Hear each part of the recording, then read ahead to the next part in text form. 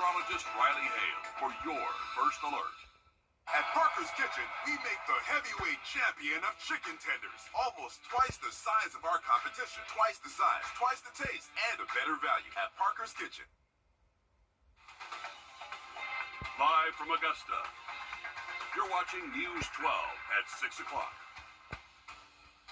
Good evening and thanks for joining us. I'm Zaina Halliburton. And I'm Will Rio. We are halfway through the work week, but we're not out of the woods when it comes to rain and humidity. Your first alert, Chief Meteorologist Riley Hale is in the weather. Just a little bit.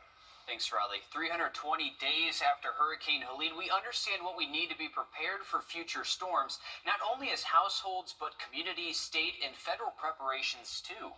Today, local leaders and Georgia officials met to spotlight storm recovery and call for investments to storm and disaster resilience. Your Audrey Dickerber joins us live from the newsroom. Audrey, this subject now hits close to home for many of us.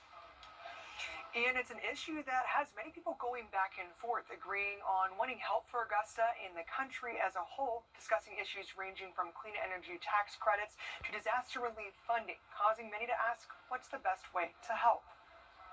With Helene, 29 lives were lost in our area. Over 300 homes were destroyed, and over 3,000 people suffered major home damage. And the cleanup is still stretched into 2025.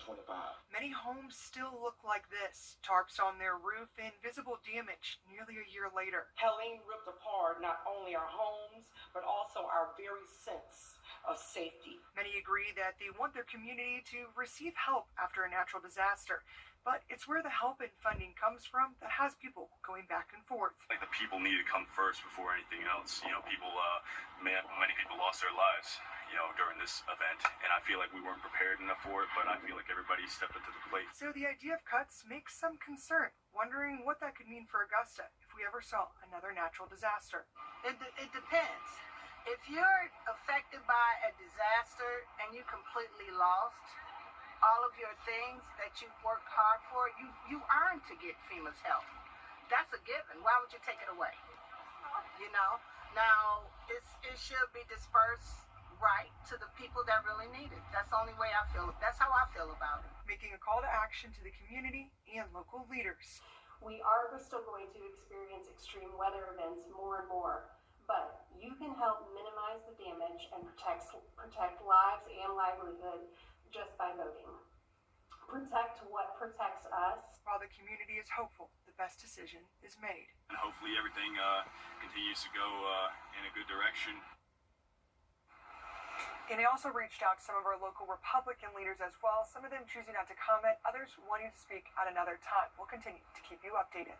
Thanks, Audrey, for that. And it's still an important conversation to have nearly a year later when Helene hit us and so many people are still left picking up the pieces. And this also happening at the time where we're seeing those storms start to pick up. We have Tropical Storm Erin entering into the Atlantic now, so certainly a timely conversation to have. Thank you for that, Audrey. A Saluda high school teacher is on administrative leave after she's accused of having an inappropriate relationship with a student. Last week, we learned Melissa Grolu was arrested after those allegations came to light. She's facing several charges, including 2 counts of criminal sexual conduct with a minor in the second degree, assault and battery in the second degree, and contributing to the delinquency of a minor. We confirmed that Grolu's been with the Saluda County School District for a little over a year and was a science teacher. Federal funding cuts could put some of our most cherished schools like the Jesse Norman School of the Arts at risk. The privately funded nonprofit school says losing a major grant has put a lot of strain on their goals. Your Ethan Hunter has a story. Next peg, which would be your second peg, right? It's the first day at the Jesse Norman School of the Arts. Kids picking up instruments for the first time. Goals already sky high. I want to be in the A band. Between music, art, and theater, the school reaches more than 1,200 students. But I also want them to have that space to kind of meet new friends and talk about the things that they like and share those commonalities. Kids learning beyond the classroom from 3 to 6 is more important than they know. These are the hours where kids are most vulnerable, where they're most prone to become involved in the criminal justice system. Chords and strum patterns are the main lessons on the surface, but reading intervention and tutoring an equal focus at the school. Only 30% of kids in Richmond County are reading on grade level at 3rd grade, and that only goes up to 50% by 8th grade. So there's an imperative to make sure that we're part of the solution. With these programs, their wait list is longer than ever, but federal funding cuts now threaten this after-school program, Despite being mostly privately funded, losing one grant put a lot in jeopardy. And it makes it difficult to deliver quality programming when you don't know how you're going to pay for it. Funding now uncertain, but the need isn't, and neither are the results. The impact the school has on the community felt beyond it. We've got kids who've come back and achieved their PhDs, gone on to become principal dancers with the Atlanta Ballet, Dance Theater of Harlem, and really, operating at world-class levels. It started right here. In Augusta, Ethan Hunter, on your side. Some talented kids over there. The school also relies on donations from all over the community. Their big fundraiser every year is the Rising Stars Benefit Concert. That's Sunday, October 12th at 4 at the Maxwell Performing Arts Center. Well, breaking news just into our newsroom. A Richmond County school bus has been involved in a car crash at the intersection of Peach Orchard and Tobacco Road. What we know right now is nobody was hurt and the bus driver was not at fault. The scene of the crash is already clear, and county administrators reached out to parents and guardians to update them. Again, a Richmond County School Board was involved in a crash there on Peach Orchard and Tobacco Roads, but again, no one hurt. Well, it's almost time for USCA students to start the fall semester, and today many began their move-in to the Pacer dorms. Third-year USCA Life students started today, with first- and second-year Life students moving in tomorrow. USCA Life is a specialty program designed for people with intellectual disabilities. The program teaches them personal and academic independence, the only such program in the area. We spoke with Amelia Carpenter, who's about to begin her third year as a USCA Life student. She tells us this program has helped her grow in so many ways. Just being able to be on my own and being more independent, and just seeing how far this year takes me. Move-in for students continues through Sunday. Classes start next Tuesday, the 19th. Strutting down the red carpet this morning, Heritage Academy held a big celebration for students starting the new school year.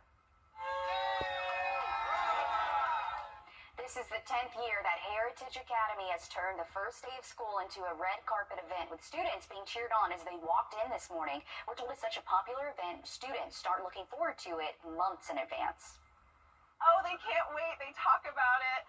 At the end of the year, we're like, okay, are you going to be ready for the red carpet next year? They're like, yeah, we're going to work on our moves. So they really get into it, and we have a blast. And so many people do, too. That's why they come out every year. An important part of the welcome party were the attendees. Fathers, pastors, local businessmen, and local male role models were there to cheer on students, making sure they see just how important the new school year is. And we're wishing them a good school year as well. Well, bridging the gap between communities and healthcare workers, that's what local doctors and Well, we are expecting pretty decent rain chances heading into tonight. That will linger into early tomorrow morning. We'll have a look at our in-house model and time out that rain for you just after the break. And still ahead, a new restaurant in Columbia County is taking advantage of a growing community to serve some great food. We're taking you to Town Center Tavern coming up next. Time and Tip, brought to you by your First Alert weather team. Join us right here on WRDW News 12 at 11 a.m. for Warren A Way of Life. Visit us anytime online at warren.church for more information. Right now at Rooms. Again, we're expecting highs in the low 90s, but slightly lower storm chances as we head towards our Friday evening. For the weekend, we're expecting highs in the low 90s, but slightly lower storm chances as we end off the weekend, especially by early next week.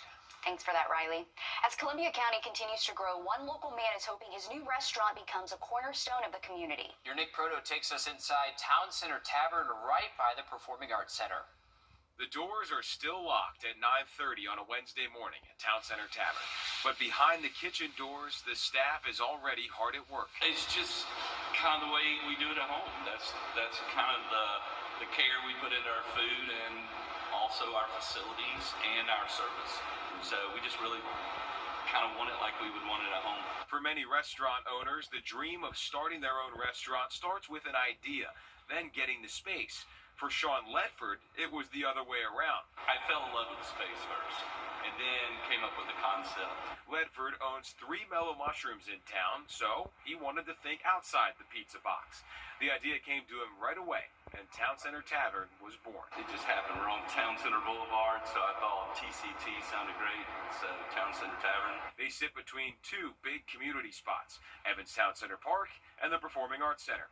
And with new projects always popping up around the area, Ledford says this is right where he wants to be. A lot of times it's location, and being in the center of all of this development is really what I wanted to do. And so far, he says it's been a huge success. We've been so busy, we've run out of food a couple of times just because we're limited in space.